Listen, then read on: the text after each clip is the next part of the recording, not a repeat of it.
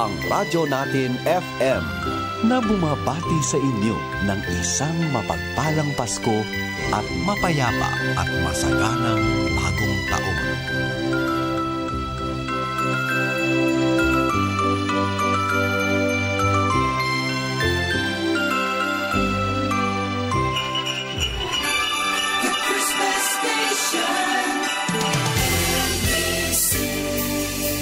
Manila Broadcasting Company.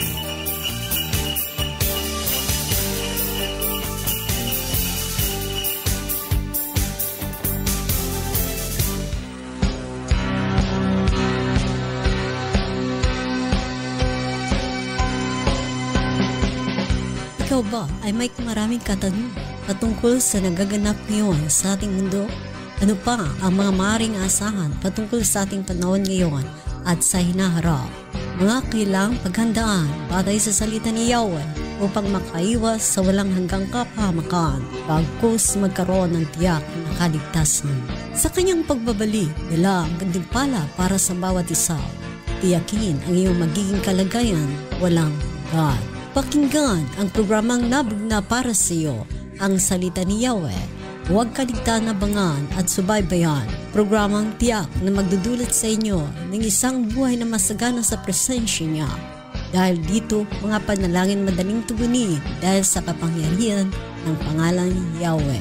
Kasamang isa sa himpapawid ang malalaking kaganapan sa mundo, the 7 Great World End Time Events, 1 Nobyembre. Tuwing araw ng linggo, alas 2 hanggang alas 3 ng hapon. Dito lamang po yan sa 103.9 Radyo Natin na Balbiliran. Ihahatid Nina Roth Pagbasan Puentes, Nora Ibaho George at Enrique Hontelia. Hanggang sa muli, Shalom!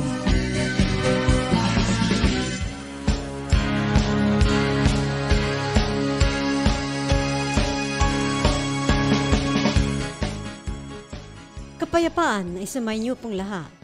Mula sa himpilan ng tagapaghatid ng mabuting balita, ang Yeshua the Messiah Fellowship o YMF, ihahatid sa inyo ngayon ang salita ni Yahweh. Narito, ugat ng lipi o angkan ng ating Mesiyas na si Yeshua bilang siya ay anak ng tao o nagkatawang tao mula sa kanyang amang Yahweh. Isinugo at bumaba sa lupa upang sundin ang utos ng Ama sa layuning tubusin ang buong sanlibutan, sapagkat napas sa ilalim ito ng sumpa ng kasalanan na nagawa hindi sa kanyang sarili sapagkat siya ay banal, kundi para sa buong sanlibutan. Kasalanang kumalat from generations to generation. Si Adan at iba na mababasa sa aklat ng Lucas, Kapitulo 1, versikulo 35. Taon, 4,114 BCE o before Common Era. Ito ang taon kung saan nahulog sa pagkakasala sina Adan at Eva na tinawag itong orihinal na kasalanan na namana ng buong sanlibutan.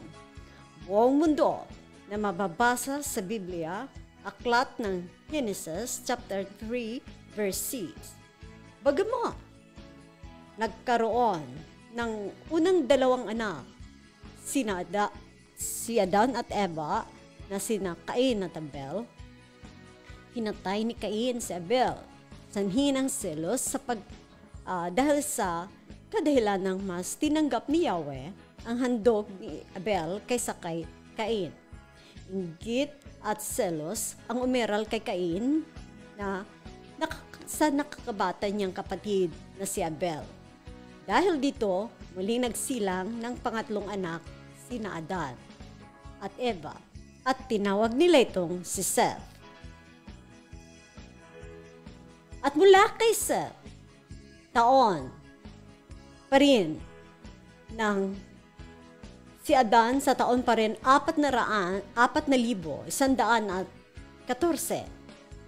kay Seth naganap ang programa sa hinaharap ni Yahweh. 10 generation. Actually, mayroon itong 5 hanay ng mga henerasyon. Ang unang 2 hanay ng henerasyon ay binubuo ng tagsa-10 at ang pangatlong hanay ay binubuo ito ng tigka-14. Saka pa lamang dumating ang mahal na Yeshua. Iyan po ay taon mula noon 4,114 hanggang sa taon ng sekundera ang ating kapanahunan na year 1. Ang unang hanay ng henerasyon ng ating mahal na Yeshua ay nagmula kay Adan. Sumunod si Seth, si Enos, pang-4 si Kenan, at pang-5 si Mahalalel, at si Jared. Ang pang-7 ay si Enoch, kung saan dito sa kanyang henerasyon nagsimulang tumawag na ang mga tao kay Yahweh. Si Enoch, nagsimulang tumawag kay Yahweh. Pang-8 si Methuselah, pang-9 si Lamech, pang-10 si Noah. Dumating si Noah mula from Adan at saka sa kanyang panahon. Si Adan ay 4,114. At nung dumating si Noah, iyan ay 3,000, taon 3,058, 3,058, bago pa dumating ang mahal na Yeshua. Ito ang una sa 5 hanay ng henerasyon bago pa si Yeshua dumating sa mundo. Kaya't, kanina nabanggit natin na si Adan, 4,114 BCE, before Common Era. Tapos, tungo kay Noah, taon 3,058 BCE din. Sa pagitan nito, mayroong 1,056 na taon pagitan nila Adan at Noah. Nang umidad ng 600 na taon si Noah, ay dumating na ang baha. Iyon ay taon 2,458 before Common Era. Dumating ang baha sa taon na 2,458 na mababasa sa Genesis chapter 7 verses 6 at 11. Ano ang sanhi? Bakit ginawa ni Yahweh? Basahin natin ang Genesis chapter 6 verses 5, 12, 13, and 14. Narito. Verse 5. Nakita ni Yahweh na laganap ang kasamaan ng tao sa daigdig at puro kasamaan na lamang ang palagyang nasa isip nito. Verse 6. Kaya't labis na ikinalungkot ni Yahweh na nilikha pa niya ang tao. Verse 7. Sinabi niya, lilipulin ko ang lahat ng taong aking nilalang. Lilipulin ko rin ang lahat ng hayop at mga ibon. Ikinalulungkot kong nilalang ko ang mga ito. Verse 8. Ngunit si Noah ay naging kalugod-lugod kay Yahweh. Si Noah, ito ang kasaysayan niya. Matuwid at mabuting tao si Noah noong kanyang kapanahunan. Namumuhay siya ayon sa kalooban ng Yahweh. Verse 10. Siya'y may 3 anak na lalaki, sina Shem, Ham at Japhet. Maliban kay Noah, masasama ang lahat ng tao sa paningin na Yahweh at laganap ang karahasan sa lahat ng dako. Verse 11. Verse 12. Ito ang kalagayang nakita ng Yahweh sa buong daigdig. Namumuhay ng kasamaan ang lahat ng tao. Pinagawa ng malaking barko si Noah. Sa verse 13, sinabi ni Yahweh kay Noah, napagpasyahan ko ng lipulin ang lahat ng tao sa daigdig. Umabot na sa sukdulan ang kanilang kasamaan. Gugunawin ko sila kasama ng daigdig. Verse 14, kaya gumawa ka ng isang malaking barko na yari sa kahoy na sipres. Lagyan mo ito ng silid at pahiran mo ng alkitran ang loob at labas nito. Ito at marami pang ibang pagtuturo, utos na ibinigay kay Noah, alang-alang sa mapanatili ang kanyang mga nilikha. Pansinin po ninyo, nung kanila pa lamang nililikha ang mundo, ay palagi ang nasisiyan si Yahweh. Ngunit, itong dumating si Noah pagkatapos ng taon pagitan ni Adan at Noah na 1,000 at 51 na taon mula kay Adan. Tila baga na bago ang kanyang damdamin. Ito ay dahil sa mga kasalanan ng mga tao. At dahil dito, nagdesisyon magpasimula ulit ng pagbibilang ng salinlahi o henerasyon. Narito ang naitalang panibagong angkan mula kay Noah, kanyang asawa at 3 anak, si Shem, Ham, and Japheth.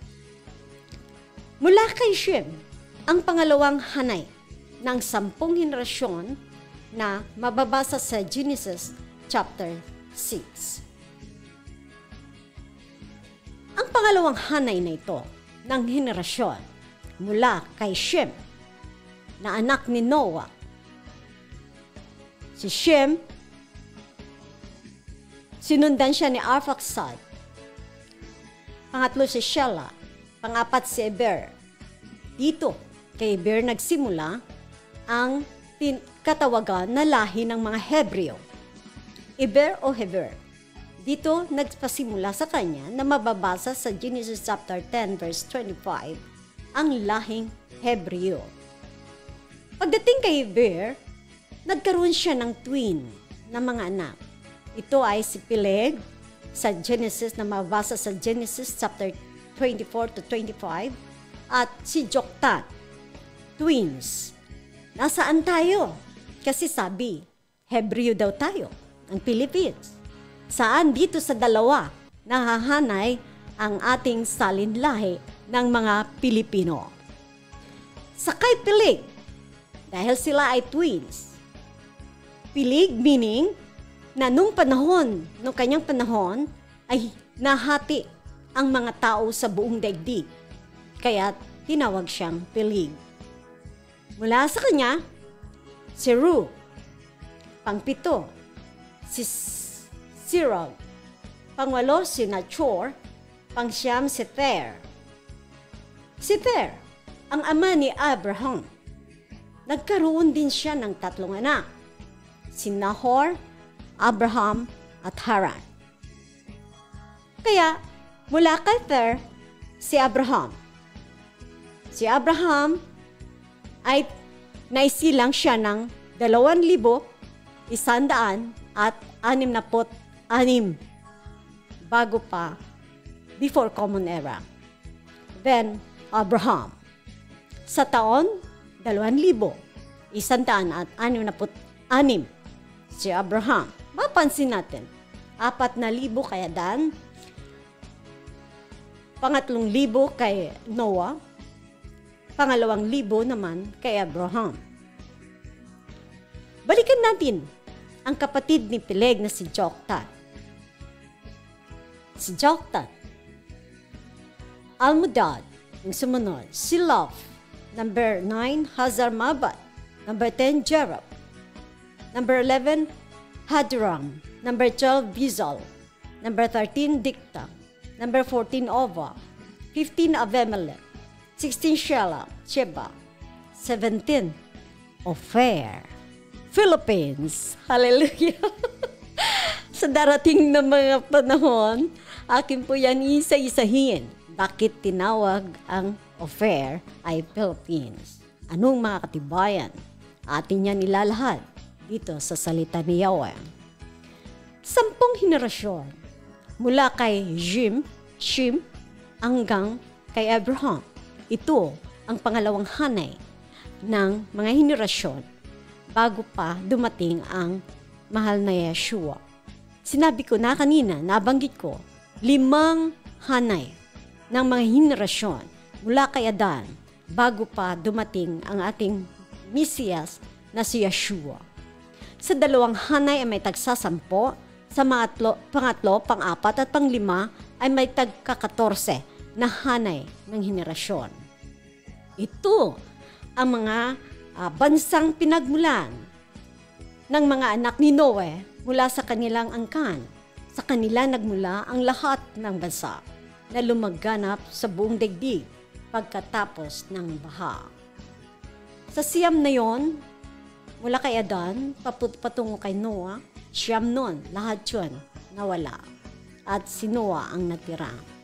Ngayon, sa pangalawang hanay na tayo ng henerasyon, punta tayo sa pangatlong hanay. Ito ay binubuo ng 14 na henerasyon. Sabi natin kanina, mula kay Ter, anak niya si Abraham. Magsisimula tayo, 2,666. Mula kay Abraham, Esau. Pangatlo, Jacob. Pangapat, Judah. Phares. 6 is Isrum. Aram. Number 8, Abibalak. Noah's son. Number 9, Salmon. Number 10 and 11, si Boaz. Pang-12, si Obed. Pang-13, si Jesse. At ang pang-14, si David. Si David. Anong taon si David? Taon 1,000 at 3. 1003. Si David. Ganito. Dito sa pangatlong lahanin ng henerasyon, balikan natin sandali. Dito kay Abraham. Si Abraham, una, Esau, Jacob. Pagdating kay Jacob, dito kay Jacob ay mayroong tinatawag na 12 tribes. 12 tribes. Dahil mayroon siyang 12 na anak na tinawag itong 12 tribes. Isang una, sa 12 na yon, nagkaroon siya ng 2 asawa at 2 concubine. Na ibig sabihin, ang isang babae, yung pangatlo ay alipin ni Raquel at ang pang-apat ay alipin naman ni Leah. Dahil 2 nga ang naging asawa ni Jacob, si Leah at saka si Raquel. Kaya, ang anak ni Jacob kay Leah ay una, si Reuben ang panganay. Then, sumunod kay Raquel, si Joseph. Si Joseph ay dumating ng year 1,955 BCE. Yeah. Pangatlo si Benjamin. Pang-apat si Dan. Kaninong anak si Dan? 2 anak. Unang anak si Reuben kay Leah. Ang sumunod pangalawa at pangatlo kay Raquel, Joseph at Benjamin. At ang pang-apat na anak niya kay Bilhah, yung servant ni Raquel. Si Dan, 2 at Naphtali, pang-5. Then, pang-6, nanganak uli yung servant ni Leah, si Zilpah. Ang anak niya ay si Gad at saka si Asher. So, naging 7 na lahat. So, ngayon, muli bumalik kay Leah, nanganak uli si Leah kay Simeon, Levi, Judah, Issachar, at saka si Zebulon, yung number 12. So, tinawag itong 12 tribes of Israel. Kung mapapansin natin, dito kay Joseph, sa taon 1955, alamin natin ang istorya ni Joseph. Pero kung ihahanay natin lahat ito, sa pangatlong henerasyon, hanay ng henerasyon, ay hindi nadala ang ibang anak niya rito sa 12 tribes. Ang nakuha lamang dito ay si Judah. Bakit si Judah? Si Judah dahil mula kay Jacob, sa hanay na ito, sa pangatlong hanay, mula kay Abraham, Jacob, Isaac, Jacob, pang-apat si Judah. Bakit si Judah lang ang naisali sa 12 tribes sa hanay ng mga henerasyon na pangatlong hanay? Dahil dito nagmula ang ating Mesiyas sa kay Judah. Si Moses, saan siya nanggaling? Si Moses ay nanggaling sa Levites, na lahi Levi, na pang-siyam na anak ni Jacob. At ganun din ang president ngayon ng Israel, saan? Kanino siyang lahi nagmula? Nagmula siya kay Joseph, si Netanyahu ngayon ng Israel. Ngayon, sa matlong hanay, ating nabanggit ang mga bagay na ito, kung saan dito sa pangatlong hanay ay may 14 na henerasyon. Sila'y naalipin ng Egypt. Yun na yung kinukwento ko kay Joseph. Naalipin ng Egypt. Balikan natin dahil kanina si Jacob nabanggit natin. Pagitan ni Isaac at anak niyang si Jacob. Opo. Ay may pagitan na 60 years. 60 years from Abraham, Isaac, Jacob. Isaac and Jacob, pagitan is 60 years kung saan nabago ang pangalan ni Jacob. Naging Israel. Kaya yung Israel, ang totoo niyan, pangalang Jacob yan, na pinalitan ngayon ng Israel noong panahon na yon ni Jacob. Anong taon si Jacob? Iyon ay 2006 BCE. Kaya siya sa Genesis 32 verses 27 up to 28 ay pinalitan ng pangalan niyang Israel. Jacob o Israel ay isa lang. May 12 tribes. Anak niya tinawag na 12 tribes ng Israel. Bakit tayo sandaling na-focus dito kay Jacob na siyang Israel? Ito ay dahil naganap ang kanilang pagkalipin sa Egypt. From Jacob to Joseph, ang pangalan na kasama sa 12 tribes of Israel, Aaron, taon 1955 BCE. After 57 years, si Joseph ay after 57 years na nakasama si Joseph ng kanyang ama. After 57 years, ni Jacob na magkasama sila ay naibinta dahil sa tindi ng selos ng kanyang mga kapatid, yung 12 tribes. Si Joseph kasi ay mahal na mahal ni Jacob. Kaya mismo ang ama niya gumagawa ng damit ni Joseph kaysa inggit ng mga magkakapatid ay dinala nila doon sa isang daanan na may butas, nilagay nila doon at gusto na nilang patayin. Kaya lang, dumating yung mga ngalakal, sabi ng kapatid niya, ano kaya kung ibinta na lang natin ito, magkapira pa tayo. Kaya, ibininta siya sa mga ngalakal doon sa Egypt. Nakarating siya sa Egypt ng taon, naging alipin siya doon sa taon 1898. Nasa Egypt na siya. Siya ay 17 years old during the time na siya ay naging alipin. Pag 30 years old niya, naging gobernador siya ng Egypt. Second in command ng Pharaoh.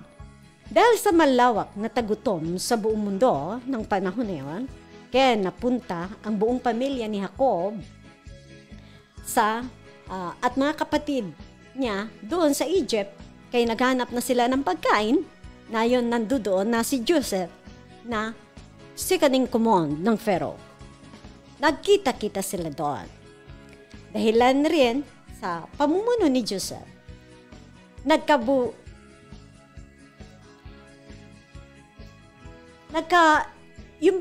nagkabiglaan sila dahil bigla na lang nakita nila si Joseph na hindi nila sukatakalain na nandito na pala siya ang nagpayaman kaya sa Egypt, na second in command na siya. Subalit dahil si Joseph ay mababa ang loob, no?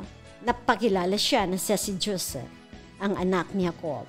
Yun pala, nalaman ni Joseph na ibininta pala siya, kaya siya nakarating sa Egypt. At siya ang nagkaroon ng malaking gawain sa Egypt. Ganun ang nangyari. Natanggap pa rin niya ang kanyang mga pamilya at mga kapatid, pinatawad niya at sila ay nakatira sa Lower Egypt, kung tawagin Goshen. Pag sinabi mong Goshen sa Egypt, yan ay mayamang lupa. Doon sila inilagay ng Pharaoh dahil sila ay pamilya ni Joseph. Alang-alang kay Joseph, inilagay sila sa magandang lupa ng Egypt. Yan ay nangyari sa Genesis 37 verse 38 to 50. Very nice ang story ng Joseph na ito dahil sa pagkamatay na ni Joseph, may humalili sa Pharaoh. Ang Pharaoh na namumuno ng Egypt na walang alam patungkol kay Joseph. Dumadami ang mga Israelites. Sa panahon na yun, tingnan natin. Una sila tinawag na Israelites. Pangalawa, tinawag silang Hebrew. Pangalawa, tinawag silang Israelites. Then, tinawag na silang Jews. Jews na sila ngayon. At dumami biglaan ang population ng mga Israelites ng mga Hebreo sa Egypt. Natakot ngayon ang mga leader ng Pharaoh. Kay baka sila ay sakupin na dumadaming population ng Israelites. Dito isinilang si Moses. Si Moses sa taon 1,526 bago ang Komunera. At panahon itong iniutos ni Pharaoh na kapag lalaki ang maisisilang, panahon ni Moses, kapag lalaki, sabi niya, inuutusan na ang mga ang mga midwife, na kapag nahawakan ninyo ang mga Israelite na lalaki ang kanilang isinisilang, patayin na ninyo. Sa takot ng mga midwife, hindi nila pinapatay, natakot sila kay Yahweh. Kaya hinahayaan na lang nila na ang mga bata dumadami lalo habang nag-uutos ang Pharaoh na patayin ng mga lalaki. So, dumadami sila hanggang dumating na si Moses. Ibinalot na lang siya dun sa tawag nito mga native na lalagyan niya kasi ayaw nga siyang patayin. Kaya nakita siya ng prinsesa. At doon, 400 years na nung panahon na yon, naalipin sila dahil sa takot ng Pharaoh sa Israel, inalipin na sila. Kaya nasa Egypt na sila, takot ngayon, nasa Egypt na sila nung dumating ang edad ni Moses ng 40, nangyari sa kanya na sa nais niyang pagligtas sa mga Hebreo sa Israel, siya ay napatay niya yung isang Egyptian, napatay niya dahil kinakawawa niya yung isang Israelite. So pinatay niya sa takot niya, baka malaman ng Pharaoh. Tumakbo siya papuntang Midian, sa lupain ng Midian. Lumaya siya.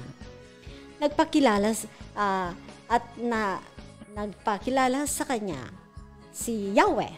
Opo, doon nagpakilala si Yahweh sa kanya. Nagbigay ng mga turo, pamamaraan upang kung paano ilalabas niya ang buong Israel sa Egypt. Pagkatapos ng pagkikipag-usap ni Moses kay Yahweh, bumalik uli siya sa Egypt upang ganapin ang pinag-uutos ni Yahweh.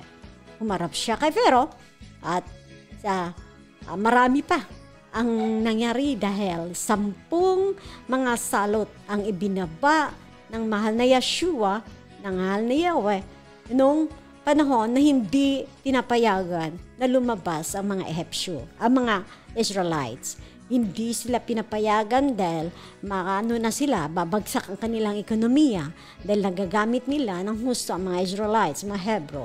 Kaya ito ang 10 binigay ni Yahweh, ang tubig naging dugo sa Egypt, ang pagpapakalat niya ng mga palaka sa buong Ehipto, mga kuto sa mga tao at hayop pinadala niya. Ang mga pulutong ng mga langaw ay napuno ang bawat sulok ng Egypt. Pang-anim, ang bukol na nagnanaknak sa mga tao at sa mga hayop. Nagpaulan, ang nag-aapoy na granizo, si Yahweh. Pang-8, balang nasisira sa lahat ng pananim. At ang pang-9 na pinadala niya ay ang 3 araw na kadiliman na ang mga Egyptian hindi makakilos doon sa kadiliman na yon, kaya hindi sila makapagluto sa sobrang dilim makikilos ang pagkilos nila ay nakatayo na lang sila dahil hindi sila makakilos. So, ang pang-sampu, basa sa Exodus chapter 12 verses 29 to 30 ay yung mamatay lahat ng panganay. Nakapagtataka, lahat ng 10 na salot na yon na pinadala ni Yahweh, ni minsan walang nangyaring ganoon sa lower part ng Egypt na kung saan doon nakatira ang mga Israelites. Nakita nyo na? Ang protection ng mahal na Yahweh sa mga Israelites. Ang mga salot na pinadala na sa Egypt, ni isa walang namatay, ni isa walang nakatikim ng 10 salot na yon na ipinadala niya sa Egypt. Kaya, very interesting. Kung ako po sa inyo, magbasa po kayo ng Biblia, no? Kaya, nabanggit natin, no, kanina, ang pagliligtas ni Yahweh sa Israel. Pagkatapos ni Moses, at namatay si Moses, ang pumalit sa kanya ay si Joshua. Si Joshua ay dumating year 1436. Siya nagled ng Israel for about 136 years. Nakapasok na sila sa Kanaan, no? Kasi ang Kanaan yun ang promised.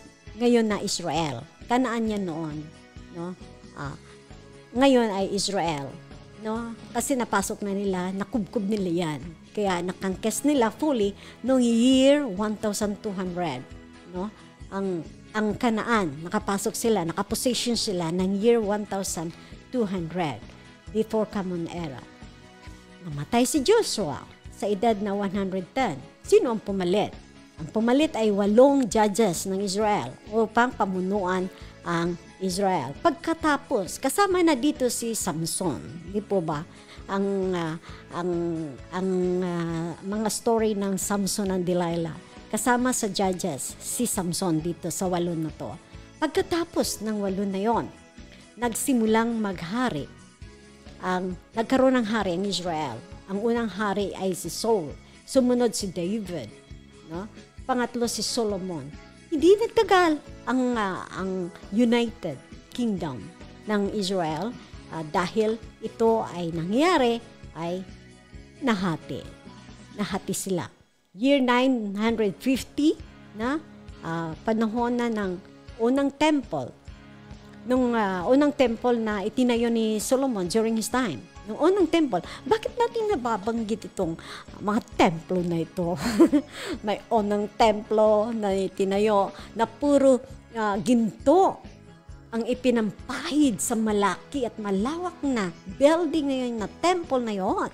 At saan galing ang mga gold na yon? Patutunayan ko sa inyo, sa Pilipinas kinuha lahat yon ng mga gold. Kasi nagpadala si King Solomon ng mga tao niya sa Philippines. At ang Queen Sheba na bumisita sa kanya ay siya yung Queen of Cebu. Very interesting. Hallelujah. Pakinggan natin ang mga kwento na ito kaya napakaganda ng ating pinanggalingan na lahi. Alam niyo po, kaya pala yung mga Pilipino, pag sinabing, magsamba tayo, pag ito ang sinabi ng mahal na Yeshua, mga salita ni Yahweh, nakikinig agad, di po ba? Napapansin nyo yan, na Yahweh, Yeshua, salita ni Yahweh, salita ni Yeshua. Ang Pilipino, madali mo silang pangaralan patungkol kay Yahweh. Dahil pala, tayo ay mga lying Hebrew. Hallelujah to that.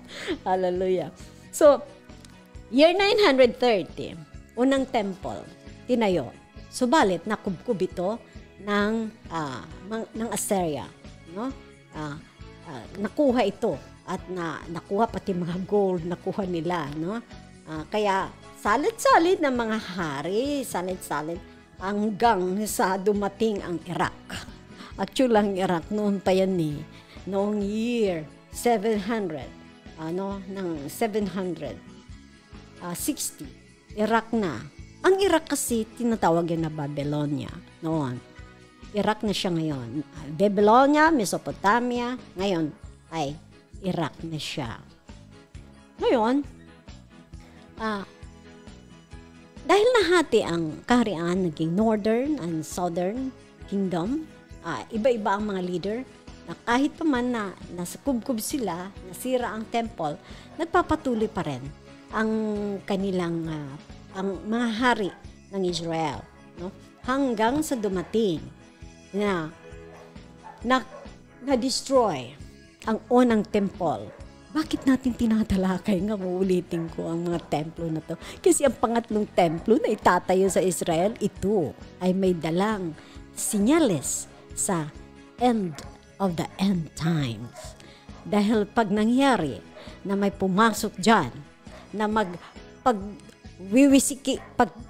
sisirain ang mga kagamitan ng mga Jews sa kanilang pag-aalay ng mga pang-araw-araw na handog, pag may pumasok dyan sa pangatlong templo, no? Balak nang tayo at nakahanda na lahat ang mga gamit dyan. Ready na lahat. Pati ang red heifer na gagamitin nila galing pa sa Texas ng Amerika, kanilang kinuha. Ngayon inalagaan niya yon dahil gagamitin nila sa kanilang pag-aalay, paghugas ng kasalanan, ang Old Testament way ng paghugas ng kasalanan. Naka-ready na po. Inano pa yan, binahi pa mula ng Texas sa Amerika ang 5 red heifer na ngayon pinaparami at dumadami na. Kaya itatayo ang third temple, kaya ang kaguluhan ng Israel ngayon, may isa pa yan na mangyayari na ang third temple ay itatayo, sign of the end times. Pero hindi yun yung sinasabi niya sa Facebook, na sinasabi nila na katapusan ng daigdig. Ano? Katapusan ng daigdig. Hindi pa, mababa pa itong lalakarin natin. Pero, ang rapture, ang napakahalagang ating abangan, dahil yan, dapat tayo mag-ambisyon. Huwag ka na mag-alinlangan, no? Kung ang itong pagbabalik ng mahal na Yeshua ay dapat abangan ng lahat. Kasi ang susunod na era, ang pangatlong era, Great Tribulation, sinabi ng mahal na Yeshua na wala pang nangyari na katulad niyon na sobrang tindi ng mga pangyayari. Biro mo po yung solar system, yung mga buwan at saka araw, mga planeta, hindi na niya alam kung saan na sila pupunta. Nagkandalis-lis na sila doon sa kanilang orbits. Isa lang yon sa mangyayari sa Great Tribulation. Kaya, mga mahal na mga tagapakinig, no? Nakikiusap na ako sa inyo na abangan na natin ang pagdating ng mahal na Yeshua. Magsimula na tayong maging masigasig sa mga gawain. Magsimula na tayong magsigasig na aralin ng Biblia.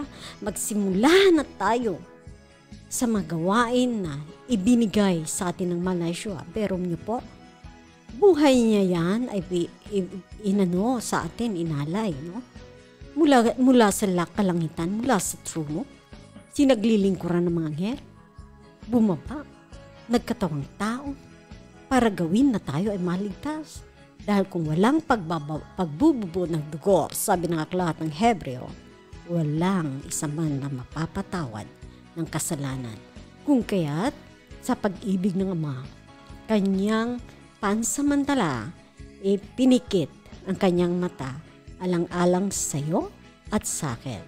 Kaya kung maririnig ninyo ang mga pangangaral ng mga salita ni Yahweh, sa anuman istasyon, sa TV, saan man, kung sino man, as long as ang mga salita ni Yahweh ay nagdadala ng mga books, nandyan sa Biblia, pakinggan po natin. Hindi na po biro ang ating panahon ngayon dahil tinatahak na natin ang mundo ng pagpapalit ng era na kung saan ang huling kaganapan ay rapture. Nandito na po, natatapos na po muli tayo sa unang bagay. Kulang na kulang talaga po ang ating oras, no? Napakaganda ng ating talakayan. Sana po humahaba-haba itong ating oras, o di kaya may at least two times tayong mag-ere dito sa radio. Hopefully po. At ngayon, tayo po ay pansamantalang mamamaalam dahil tayo po ngayon ay dadako na sa pag-usapan natin.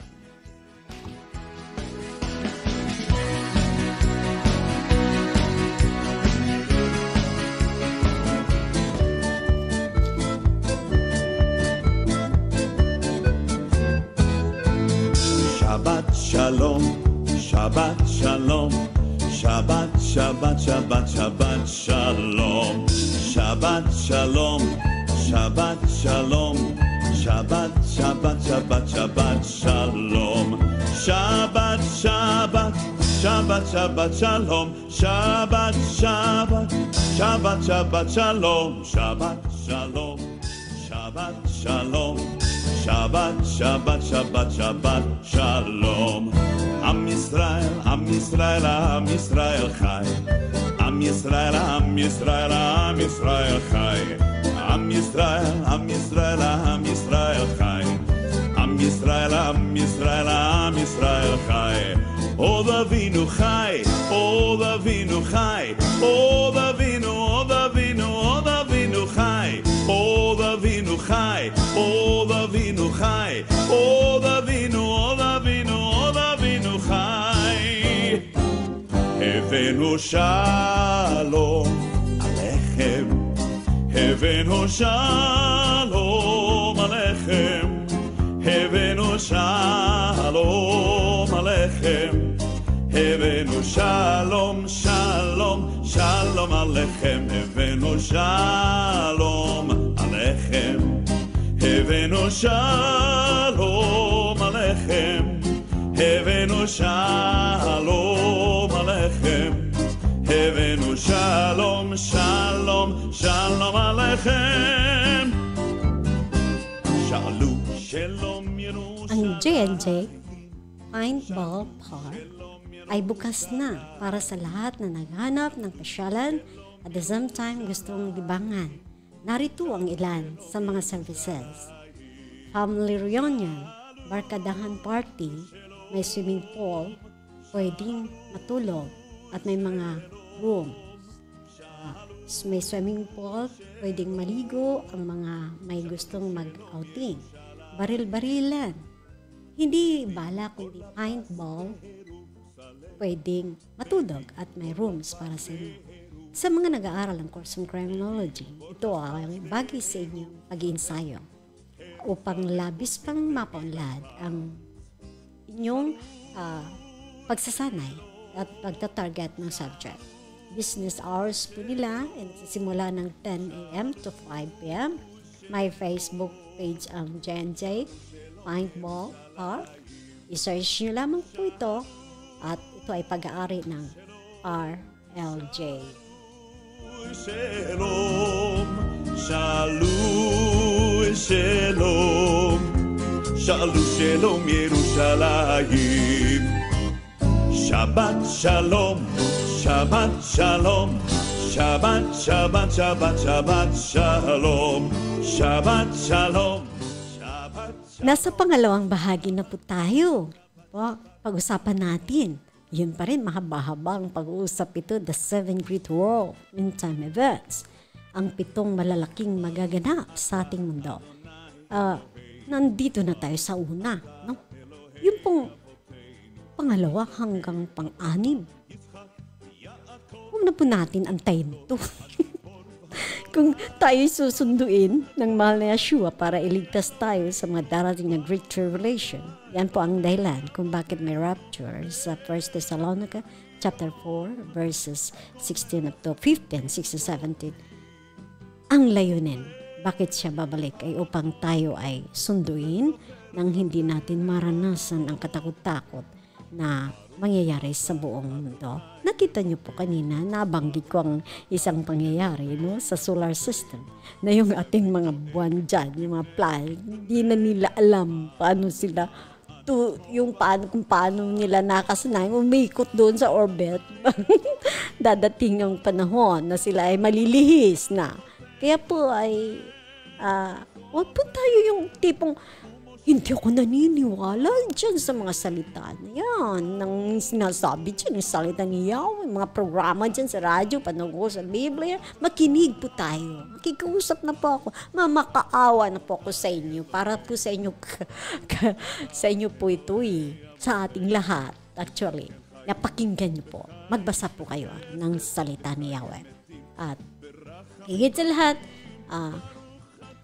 huwag po mag-atubiling, pantayan sa mga gawain. Po.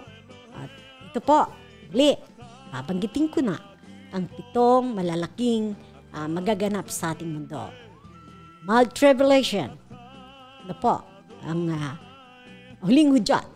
Tinatawag ito na huling hudyat. Giro mo yun?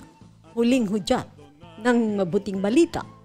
Dahil, pagkatapos nito, wala na dito mga ngaral kasi iba na ang mundo ng third era. Pagkatapos na ang ating mahal na Yeshua dumating, habang ngayon, nandito tayo sa mundo, mamuhay tayo ng may kapayapaan, mamuhay tayo na hindi tayo pasanin ng ating society, maging katuwang tayo ng ating mga namamahala, na maging mabait tayong citizen upang hindi naman sila mamroblema ang ating mga leader sa atin, mababait ang ating mga leader, tulungan natin sila. Ang ating mga mahal na mamuno ng Espena family, maraming salamat sa paggagamit sa inyo ng mahal na Yeshua dahil mayroon kayong puso sa tao, lalo na po yung mga mahirap.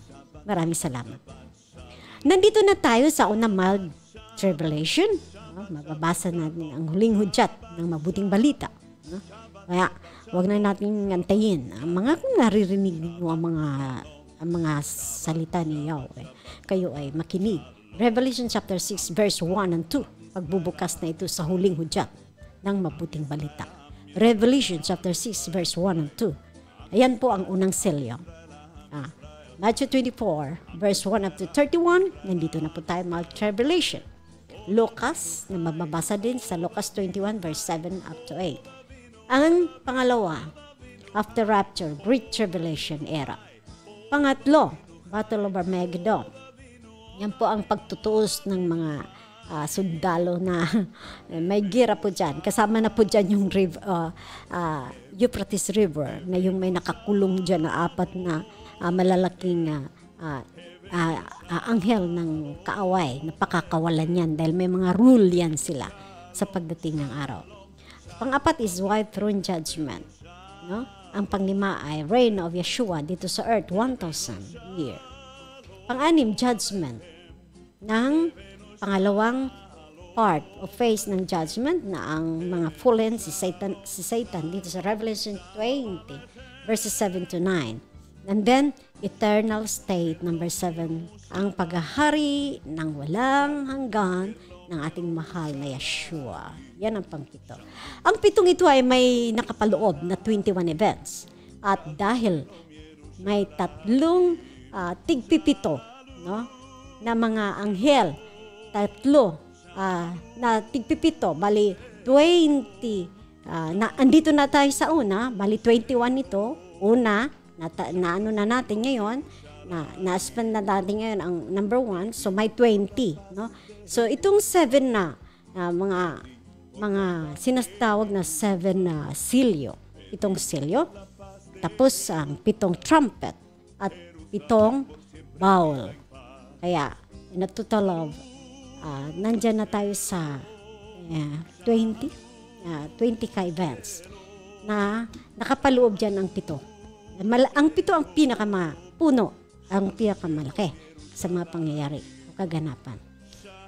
Ngayon, pakinggan natin, basahin ng ating kapatid na si Sister Nora ang Lucas chapter 21 verse 25 up 26 up to 27.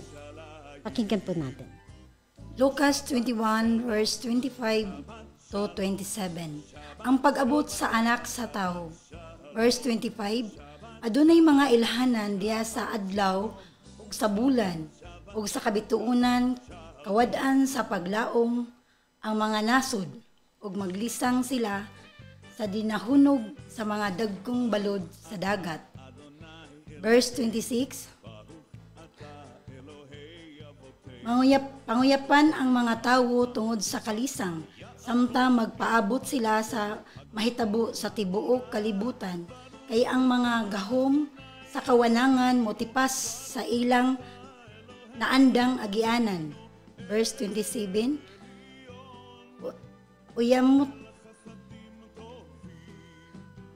Unya mutungha ang anak sa tao, muabot siya nga gamhanan ang mayaon diha sa pagpanganon. Ang katulad ng nabanggit ko po, maraming salamat po. Ang katulad na nabanggit ko ng mga sinauna pa dito sa radio, sa broadcast, ay nabanggit ko po ang mga wala na sa ayos na mga ng ating panahon. No? Yun pong Yolanda, di po ba? Nangyari yun. Yun yung tinatawag na surge. Yun yung tinatawag na dalguno, no? Na nagsasabi na masisindak malilito, no? Dahil sa daluyong ng dagat. No? Yun, nangyari yun sa Yolanda. At nangyari din po yun sa ibang bansa at kasalukuyan sa mga bansa na hirap ng tubig, no?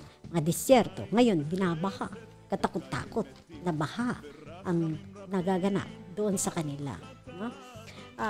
Pinapauna na sa Matthew chapter 24 na binabanggit, huwag tayong magulumihanan. Huwag tayong matakot sapagkat tiniyak na ang pag-iingat sa atin ng ating mahal na Yeshua ay ating makakamtan sa mga may totoong pananampalataya. Binanggit din sa verse 25 at 26-27 ang pagdadalamhati dahil sa mga kaguluhan, no?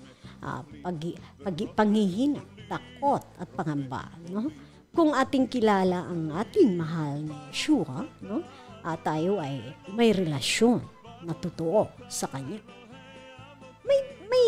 May space pa po ba na matatakot tayo?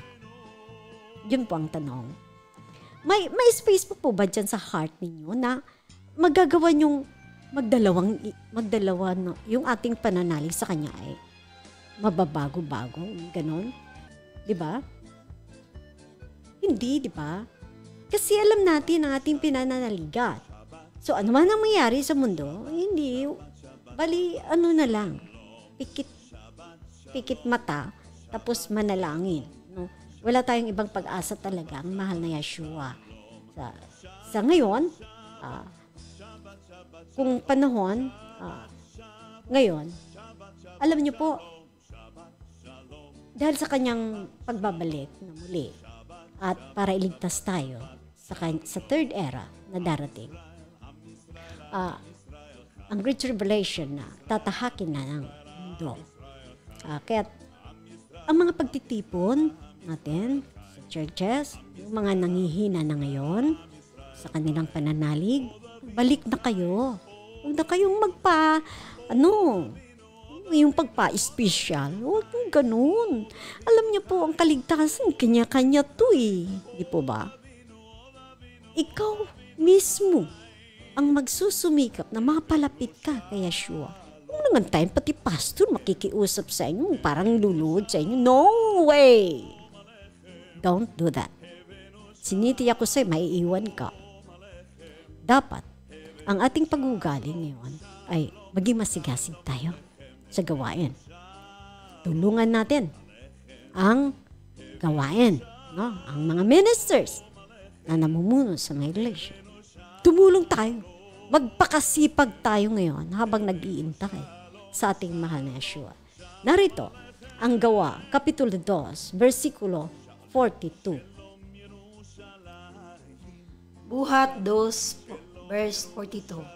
Ug mainiton silang mipadayon sa pagpamati sa mga gitudlo sa mga apostoles, sa pagpakig sandurot, uban kanila ang pagpakig salo sa pagpangaon, sa pag-ampo. Ayon, nandito sa Biblia, narinig na ninyo, na tayo daw po ay maging masigasig na dumalo sa mga fellowship, sa mga pagtitipon, sa mga panalangin. Huwag po tayo yung magpapa-special dahil kung gusto nyo po, maiwan po kayo, nasa sa inyo po yan. Pero pakinggan nyo po itong Great Tribulation, ang third era. Para po alam na ninyo kung sakaling maiwan man po kayo. But hopefully, ayaw ng Yeshua na may isa maiwan sa kanyang pagbabalik na totoo na nanampalataya sa kanyang salita. Na po? At basahin din po natin ang awit chapter 68 verses 3 up to 6. Basahin po natin to. Awit 68 verse 3 to 6. Apan magmaya ang mga matarong, maglipay sila diha sa presensya sa Yahweh, ug magkugyaw gayod sila sa kalipay. 3 up to 6. Verse 4, pag-awit kamo ngadto sa Yahweh, pag-awit kamo nga pagdayig sa iyang ngalan. Andama ang dalan alang kaniya nga nagsakay sa kapanganuran. Ang ngalan niya mao si Yahweh, paglipay kamo sa iyang presensya. Tayo ay binibigyan ng panahon. Kung kayo ay nanghihina ngayon sa inyong panampalataya, huwag kayong manatiling natutulog. Tumayo! Kay ang kaaway, ayaw yan. Pananatilihin kayong matutulog para hindi kayo makakasama sa rapture. Dahil ang third era ay pagtatatak na ng 666. Kaya, wag na tayo. Isa lang. Pag binasa natin ang Matthew 24 verses 1 up to 30, plus, isa lang ang dako na binigay ni Yahweh ng Yeshua. Saan? Sa bundok. Sabi doon, kung nasa syudad ka, pumunta kayo, tumakbo na kayo, pupunta na kayo ng bundok. Pagdating ng Yeshua at ikaw ay naiwan, walang ibang lugar na kanyang sinabi, tumakbo ka tayo. Tumakbo, wag. Hindi ako. Ayoko. Gusto masama sa Yeshua. No? Sabi, ang may iwan, tumakbo na. Kung nasa syudad ka, takbo ka na sa bundok. Saan ka man, pabundok ka, kaya wala doon signal, hindi ka matitrace. Kung nagtatago ka doon, kaya huhulihin ka at tatatakan ka na. So, pabundok, ang isa sa mga sinabi ng Yeshua. Sabi pa nga, wala kahit tuldok na hindi magaganap, kundi ang lahat ay magaganap.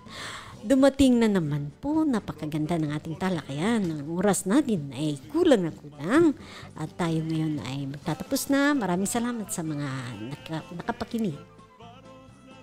At dito po nagtatapos. So hanggang sa susunod muli, maraming salamat sa inyo. Pagpalain tayong lahat ng Yeshua.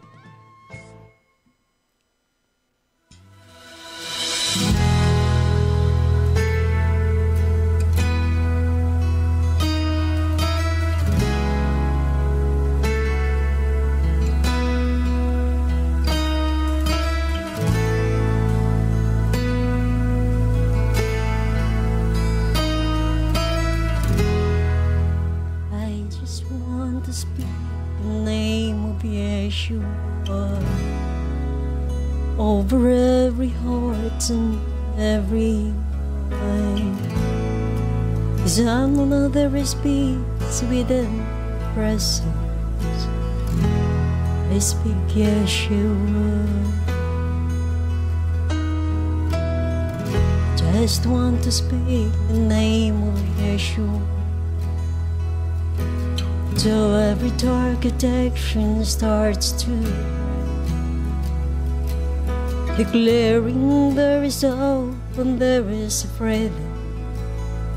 I speak Yeshua.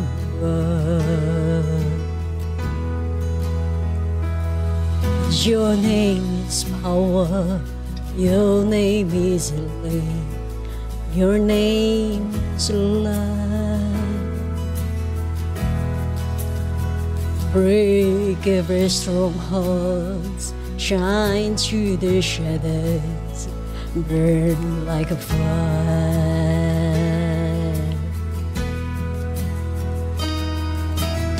I just want to speak the name of Yeshua, over fear and all anxiety.